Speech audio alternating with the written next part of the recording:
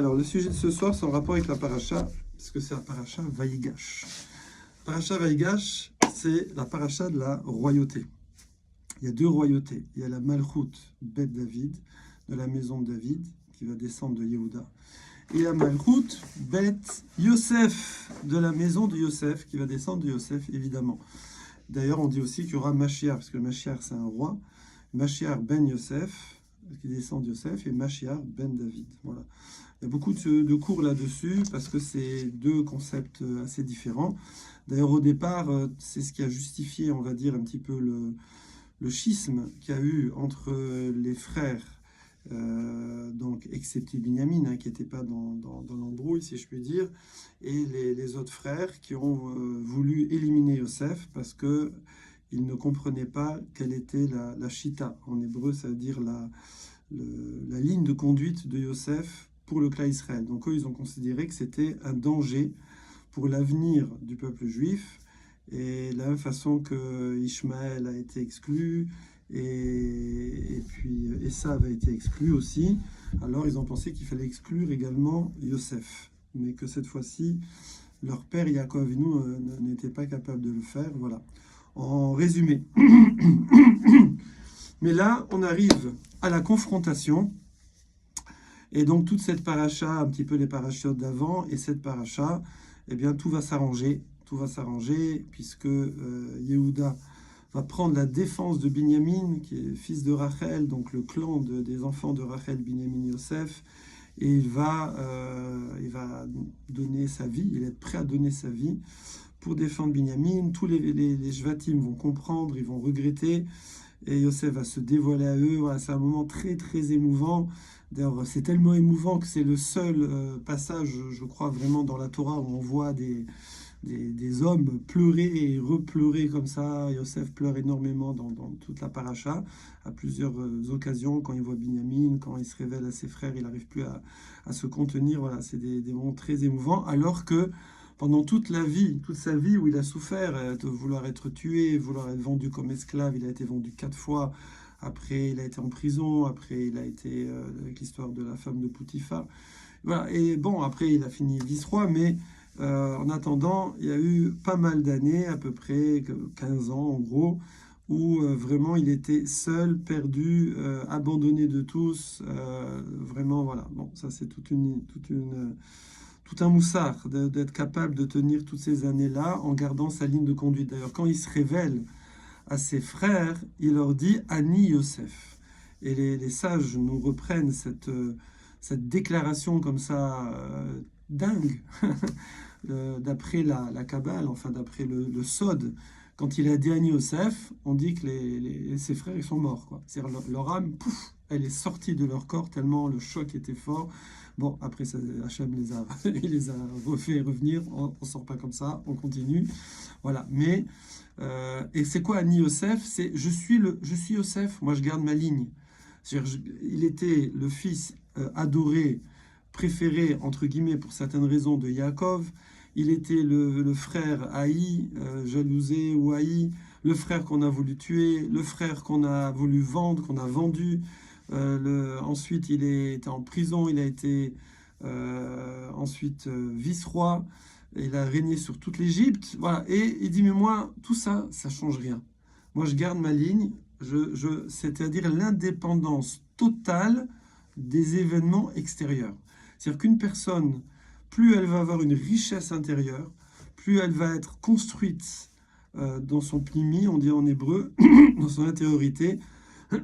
Excusez-moi, il fait hyper froid, je suis dans une cabane là, il fait très froid, il fait en dessous de 0, et il n'y a pas de chauffage. Et donc, plus quelqu'un il va garder sa construction intérieure, moins il va subir les influences extérieures, les aléas de la vie, les ups, les downs, etc., etc. Il trace sa route. Et c'est ça un roi. Un roi, parce que c'est quoi la fonction d'un roi? Un méler, un roi, c'est quelqu'un qui va être capable d'élever le niveau. C'est pas un homme politique qui fait des salam alek et qui essaye d'aller dans le sens du poil et tout.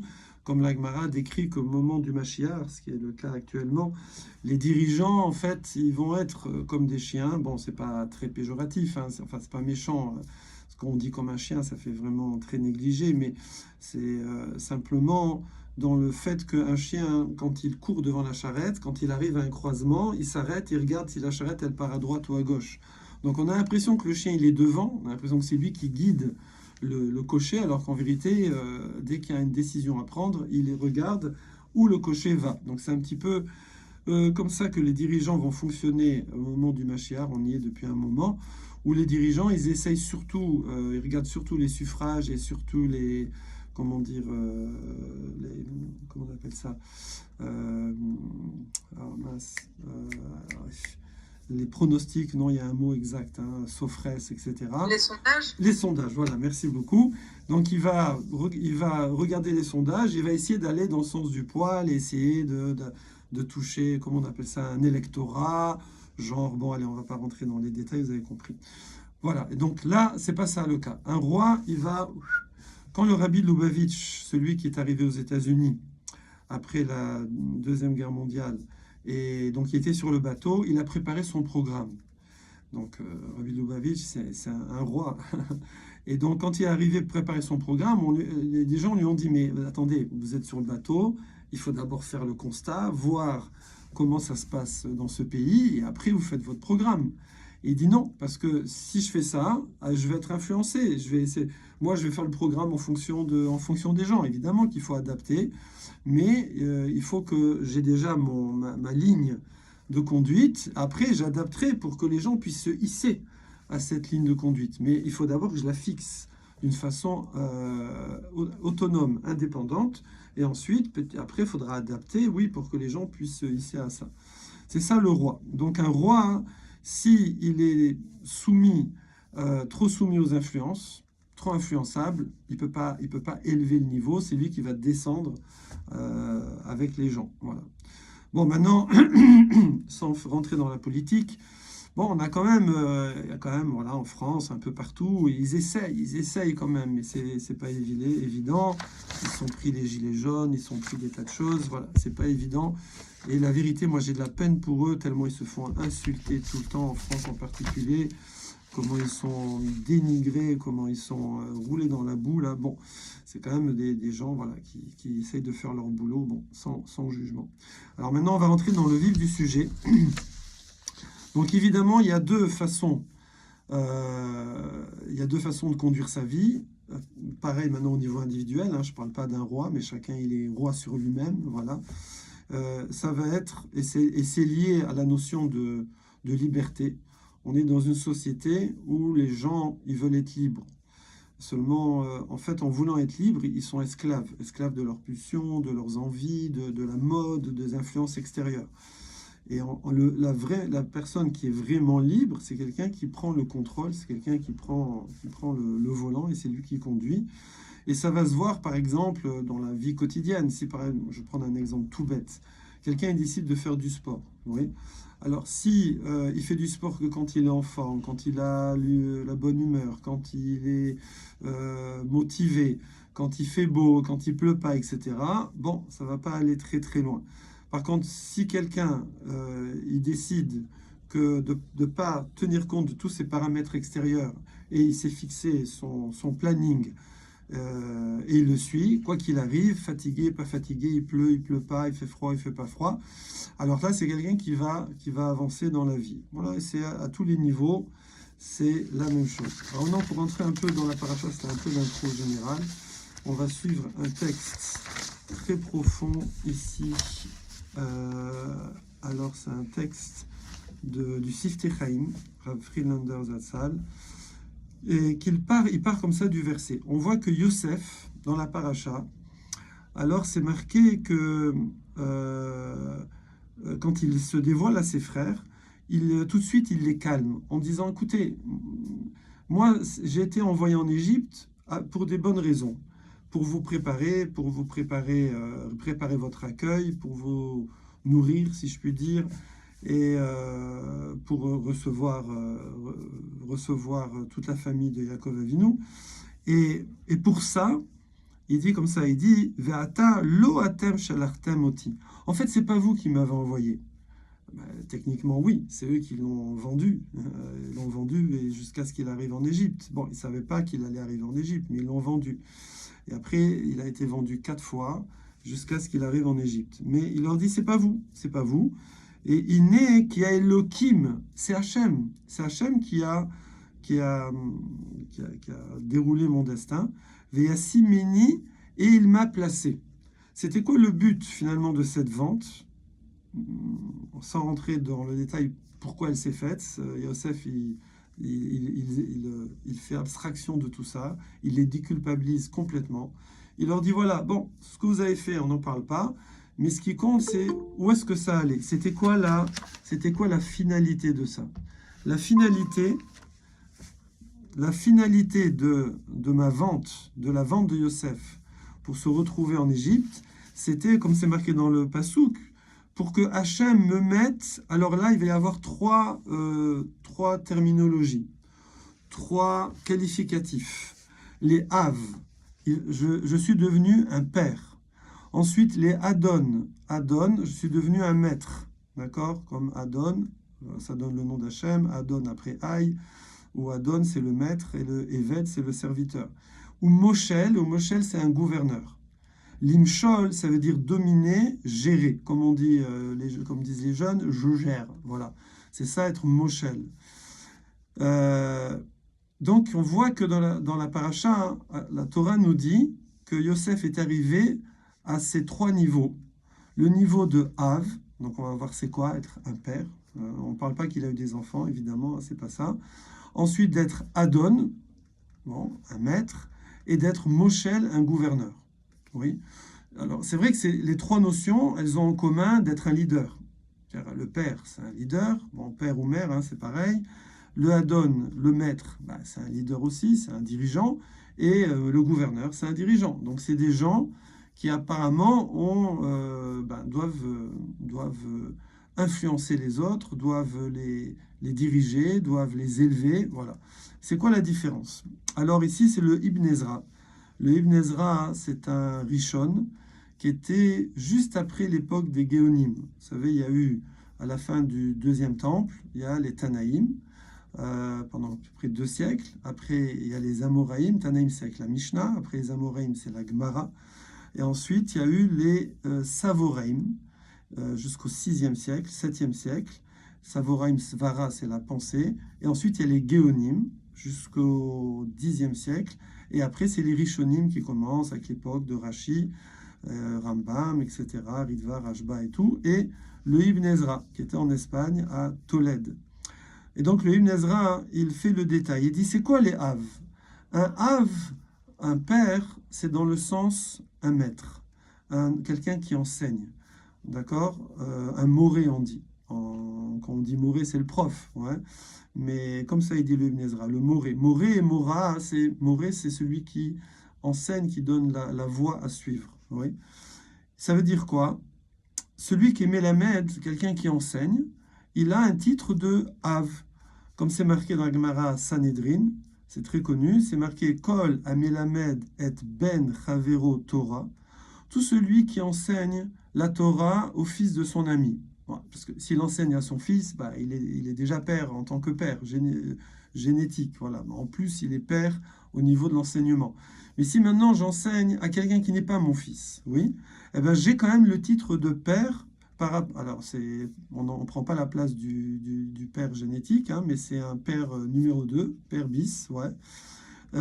Il est considéré la Torah. Ma'ale alav hakatuv ki'ilu yaldo. C'est très fort parce que la Torah considère comme si il l'avait mis au monde.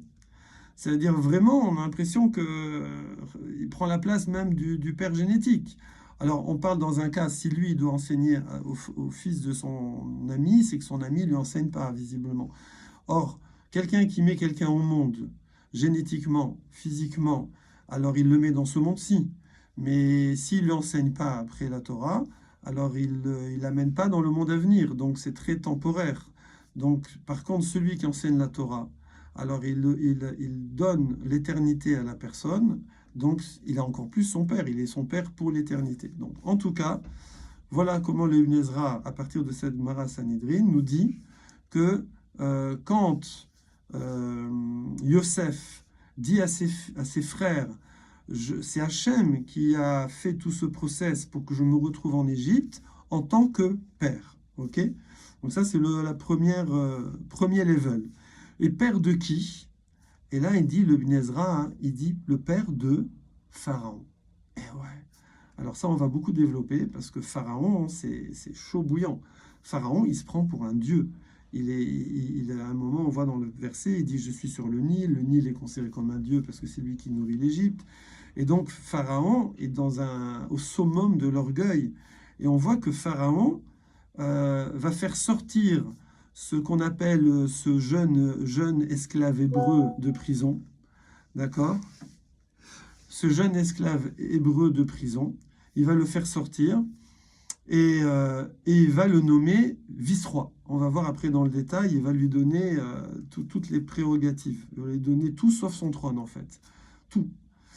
Et on voit que Pharaon a pris Yosef en tant que père, en tant que Mélamède, en tant que enseignant. Ouais. D'ailleurs, ce pharaon-là, vous savez, parce qu'il y a eu 210 ans, on était en Égypte 210 ans, à partir du moment où Yaakov Avinu est rentré, mais l'esclavage, d'après la plupart des commentateurs, n'a duré que 86 ans. Enfin, c'est long, mais disons, c'est pas les 210 ans. Même si globalement, on dit l'exil, c'est 210 ans. Mais le vrai esclavage, c'est 86 ans. Et en fait, l'esclavage vraiment a commencé, comme c'est marqué dans la Torah, hein, dans Shemot, c'est marqué qu'il y a eu Melech Hadash, il y a eu un nouveau roi, il y a eu un nouveau pharaon. Alors il y a une marloquette dans la Gemara, une discussion. Il y en a qui disent que c'est l'ancien roi qui a changé son fusil d'épaule, qui a changé d'opinion. Et il y en a qui disent non, c'est un nouveau roi. Pourquoi? Parce que l'ancien roi n'aurait jamais fait de mal aux Juifs, parce qu'il était fidèle justement aux enseignements de Yosef qu'il a pris en tant que père. Et alors, donc d'après l'avis qui dit que effectivement c'est un nouveau roi, alors lui c'est un nouveau pharaon, donc lui il reconnaît pas la grandeur de Yosef et de ses frères et de Yaakov. Par contre, l'avis qui dit que il a changé, alors on nous dit, la Torah orale nous dit qu'en fait il voulait pas. Quand les Égyptiens ont voulu faire du mal aux Juifs, les asservir, les assujettir, lui il a refusé. Il a refusé, ils l'ont destitué, ils l'ont enlevé de son trône, ils ont fait un putsch. Ça a duré plusieurs mois jusqu'à ce qu'à la fin ils disent ok, bon, allez, je reprends ma place, tant pis pour les Juifs. Voilà. Donc on connaît ça aussi un petit peu dans certains pays. On n'a pas envie de se mouiller pour les Juifs. Voilà. Donc on préfère ok, les sacrifier pour garder voilà, une certaine paix sociale. Bon. Donc on revient que Pharaon, malgré tout son orgueil, toute sa grandeur, eh bien, il a pris Yosef en tant que Av, en tant que père au sens spirituel. Ensuite, le Passouk nous dit, enfin Yosef dit à ses frères, je suis Adon.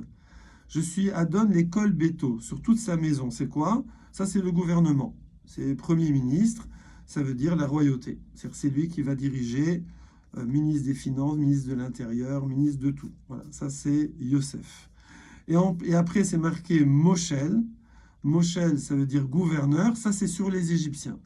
C'est sur la population, puisque on voit après, je ne vais pas faire tout le détail des versets, mais on voit dans les versets que Pharaon lui a dit, personne bougera le petit doigt quasiment sans que toi tu le permettes. C'est-à-dire, il va vraiment tout diriger. Donc la grosse question, c'est pourquoi Pharaon il fait ça? Pourquoi Pharaon, qui a tellement d'orgueil, même si, ok, Yosef, il a expliqué les rêves de Pharaon, mais enfin bon, voilà, il a expliqué des rêves, c'est magnifique, grâce à ça, ils vont éviter la famine, donc il y a les 7 années de profusion, ils vont mettre de côté, après il y a les 7 années de famine, mais ils auront mis de côté, d'ailleurs ils vont drainer toutes les richesses du bassin méditerranéen pendant cette période de famine, qui finalement ne durera que 2 ans, parce que quand Yaakov Avinu va arriver après 2 ans de famine, la famine va s'arrêter par son mérite, ce qui va rajouter d'ailleurs à la reconnaissance que Pharaon aura vis-à-vis de la famille de Yaakov et de Yosef. Voilà. Donc, euh, c'est vrai que dans le rêve, il y avait aussi l'idée qu'il fallait nommer quelqu'un qui va s'occuper de ça. Mais Pharaon aurait pu nommer Yosef, c'est vrai. Tu n'es pas obligé de nommer lui, il pouvait nommer un autre. Il a plein de ministres. Mais il pouvait le nommer que sur ça, c'est tout. Qui s'occupe juste du blé, c'est tout. Juste de la nourriture, des récoltes. Mais il n'était pas obligé de lui donner toutes les prérogatives. euh, Puisqu'à la fin, il va lui dire, il y a une seule chose que je vais garder, c'est à qui c'est et Gadel Mimecha. Juste le trône céleste, il sera au-dessus de toi. Voilà. Il y a que ça. Il y a que ça que je garde. Ça veut dire, comme ça, le Sifti Chaim dit, je garde juste le titre honorifique de roi. Vous savez, comme des fois on dit un ancien président d'université, tout ça, alors il est président honorifique. C'est-à-dire, il fait plus rien, il garde que l'honneur, c'est tout. Que le kavod, c'est voilà, les honneurs, mais il ne s'occupe plus de rien. C'était comme ça Pharaon. Pharaon ne s'occupait plus de rien, il a tout laissé à Yosef. Alors il faut savoir qu'en Égypte, les grands cerveaux ne manquaient pas, puisque l'Égypte était la première puissance mondiale à l'époque, et elle a rassemblé les plus grands chachamim, les plus grands sages, les plus grands savants dans tous les domaines de tout le bassin méditerranéen, de la partie civilisée du monde, oui, enfin occupée. D'où on voit ça? Puisque Pharaon lui-même, ça c'est marqué dans un sefer qui s'appelle Seder Hadorot, Pharaon lui-même, c'est une longue histoire, je ne vais pas toute la raconter, mais lui-même, le premier pharaon, parce qu'après il y a Pharaon 1, 2, 3, 4, 5, après il y a toute la lignée, hein, comme Louis XIV, Louis XV, Louis XVI, mais le premier pharaon qui s'est appelé pharaon, qui a donné la lignée des pharaons, n'était pas un Égyptien, je ne sais pas de quel pays il venait, c'était un homme, il s'appelait Rik à la base, ce qui veut dire vide, Rik c'est vide. Pourquoi? Parce qu'il était fauché, il était pauvre comme fauché comme les blés. Par contre, c'était un génie. C'était un génie, mais il n'arrivait pas à gagner sa vie. Donc, comme il vivait dans la misère et que les gens voyaient son génie, alors les gens lui ont dit, c'est dommage, va en Égypte. Là-bas, il y a le roi d'Égypte qui à l'époque ne s'appelle pas encore Pharaon, c'est avant. Et ce roi-là, eh bien, il le paye très cher. Les gens très intelligents qui ont beaucoup de chorma comme toi, tu deviendras certainement un ministre ou un conseiller haut placé. Donc, va là-bas et tu vas résoudre tes problèmes de Parnassa. Et c'est ce qu'il a fait. Bon, je vous raconterai comment il l'a fait parce que c'est toute une histoire. C'est ça qui a donné le nom de Pharaon après. Et il a tellement bien fait qu'après, il a pris sa place. Voilà. Et ça a donné la lignée des pharaons. Donc, c'est un pays où il y a les plus grands chachamim du monde. Deuxièmement, les juifs, alors les juifs, il n'y a pas de juifs, hein, puisqu'il n'y a pas encore eu Matan Torah, mais il y a les Hébreux. Les Hébreux, c'est Ivri. La famille de Abraham, il a traversé le Jourdain et il est devenu Abraham à Ivri. Et c'était un descendant de Héver aussi, ça vient de là que ça vient également. Héver, un des fils de Shem, Shem et Héver. Yaakov a étudié à l'Eshiva de Shem et Héver. Donc Ivri, c'est la famille de Yaakov, voilà, avec les gens qui s'étaient rattachés à cela.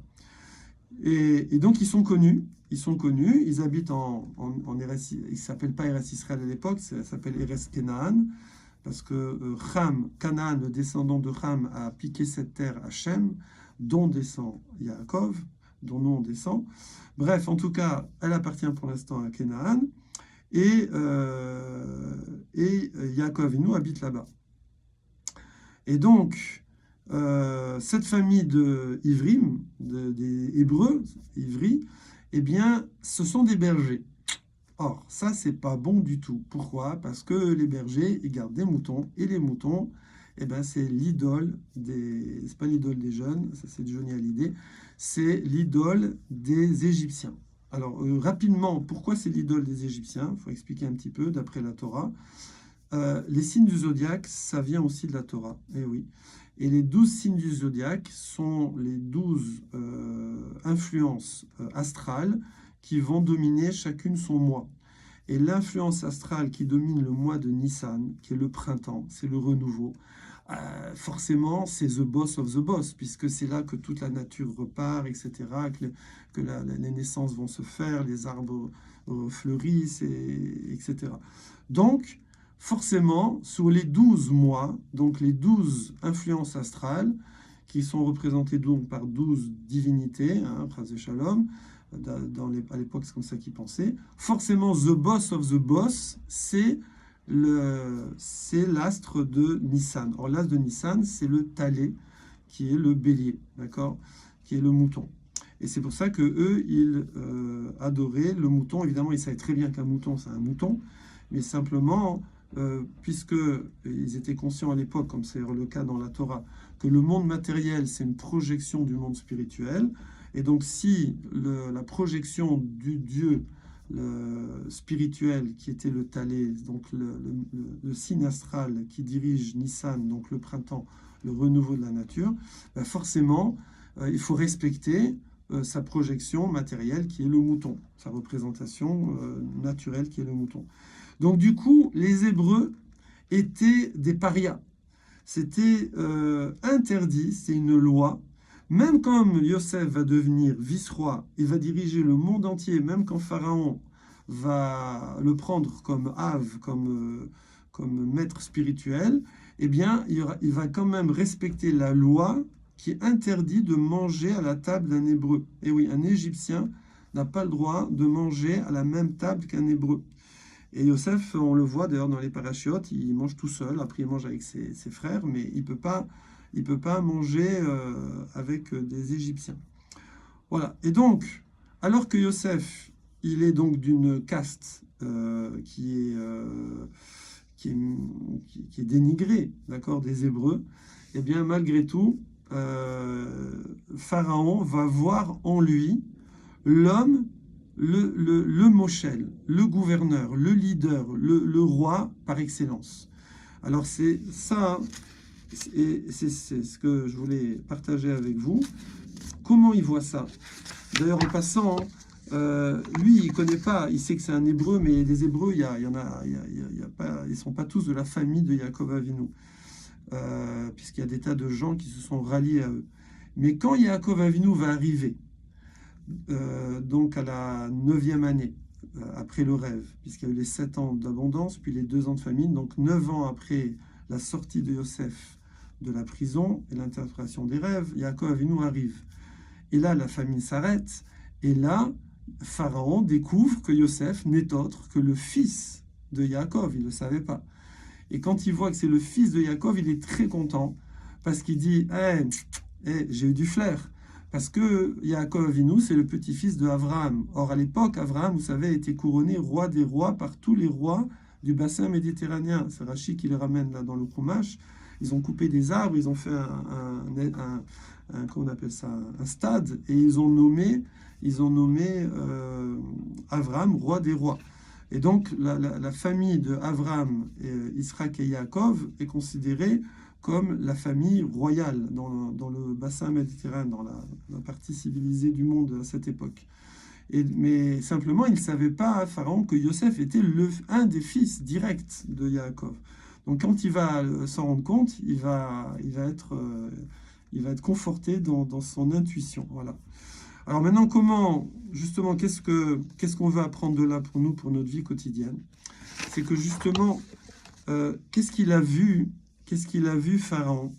Il a vu chez Yosef, certainement qu'il s'est un peu renseigné sur tout le parcours qu'il a fait, hein, chez Potiphar, etc. Puisqu'on voit que la femme de Potiphar, vous savez l'expression qu'on dit mettre le couteau sous la gorge, vous savez d'où ça vient? Ça vient de la Torah. Pourquoi? Parce que, entre autres, après avoir demandé gentiment à Yosef de venir avec elle, la femme de Potiphar, elle a fini par elle lui mettait comme ça un couteau pour l'obliger à ce qu'il la regarde, parce qu'elle était très belle, donc il pensait que ça allait le faire craquer. Donc c'est là que ça venait mettre un couteau sous la gorge. Bon. Et donc Yosef, lui, va toute sa vie, comme on a dit, que ce soit au départ quand il était le fils chéri, quand il est ensuite le frère haï, quand il est ensuite celui qu'on veut tuer, ensuite celui qu'on vend en esclave, ensuite il a de la promo, mais chez Potiphar, mais ensuite on l'accuse d'avoir violenté la femme de Potiphar, donc il devient prisonnier, après il devient chef de la prison, il devient gérant de la prison, et après à la fin on le sort et on le met vice-roi. Et quel que soit ces situations-là, Yosef va toujours garder sa ligne de conduite. Il va toujours rester maître de lui-même, maître de ses pulsions, maître de ses tentations. Et c'est ça le vrai roi. Un vrai roi, c'est pas quelqu'un, comme c'est marqué, Ézéu Gibor, c'est qui celui qui est fort, à Kovesh et Tisro. Celui qui réussit à gérer, alors quand on dit son Yetzer Hara, ça veut dire ses émotions, ses tentations, ses envies, son cœur. Ça veut dire que c'est le Sechel, c'est la raison qui domine. Et ça, Pharaon, c'est pas n'importe qui non plus, évidemment. Et Pharaon, ça, lui, il est capable de le voir. Il est capable de le voir chez Yosef et de le passer instantanément du niveau de prisonnier, esclave juif paria à vice-roi qui va contrôler tout le destin de l'Égypte. Voilà, donc Bezrat Hashem, nous aussi, on doit essayer de garder des lignes de conduite qui sont évidemment dictées par la Torah, parce que Yosef, d'où il a tiré ça? C'est parce que Yosef a étudié en particulier la Torah que Yaakov Avinu a appris chez Shem Ve'ever. Ça veut dire que, vous allez me dire, il n'y a qu'une Torah. Non, il y a plein de facettes dans la Torah. Il y avait la Torah de Avraham, Yitzhak et Yaakov, on va dire tranquille, quand on est entre nous, bien entouré, etc. Et il y avait la Torah, on va dire un peu de l'exil, quand on est confronté, comme Yaakov a été confronté à Lavan. Et avant d'aller chez Lavan, il a été étudié 14 ans chez Shem Ve'ever. Pourquoi? Il n'a pas étudié avant, il avait, je ne sais plus, 60 ans, je ne sais plus quel âge, quand il est parti chez Lavan. Donc ça fait des dizaines d'années qu'il étudiait déjà. Qu'est-ce qu'il avait encore à rajouter 14 ans? C'est parce que chez Shem Ve'ever, eux, ils ne sont pas dans un environnement cocon, avec Avraham, Yitzhak et Yaakov, avec toute la famille. Ils étaient en Eretz Canaan, au milieu de gens qui ne sont pas tout à fait dans le même move, oui. Et donc, Yaakov Avinu avait appris cette Torah, qui est la Torah, on va dire, plus dans un monde de confrontation, dans un monde où il y a beaucoup plus de challenge, où il y a beaucoup plus de résistance, d'opposition. Et c'est cette Torah qu'il a, et forcément, la dominante de cette Torah, c'est être capable d'avoir son axe de vie et de ne pas être influencé par l'extérieur. Quand on est dans un extérieur qui est positif, qui est porteur, on peut se laisser influencer, on est très bien. Mais quand on est dans un extérieur qui est agressif, il faut savoir garder sa ligne de conduite.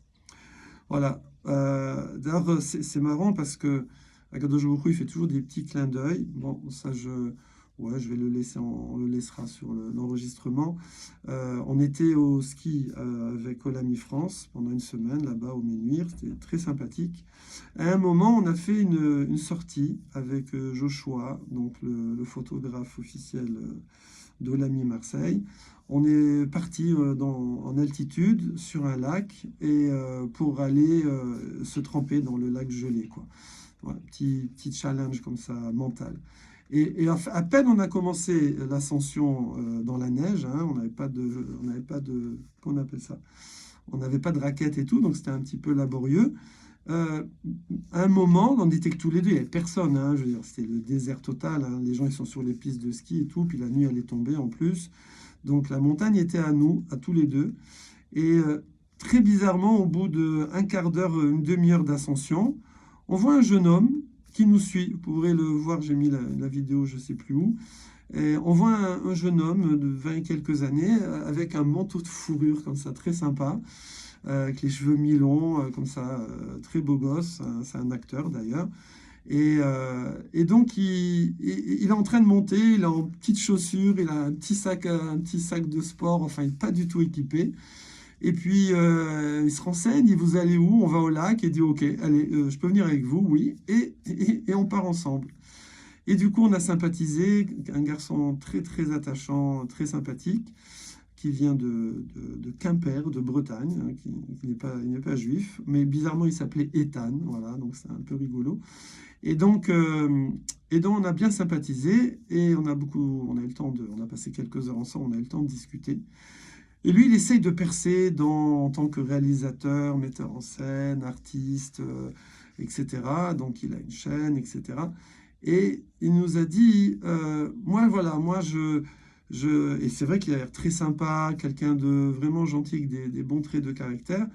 Et il dit, voilà, mais moi j'ai l'impression que dans la vie, pour réussir, pour percer, ben, il faut pas être trop gentil, faut pas trop aider les autres, il faut être égoïste, etc., etc.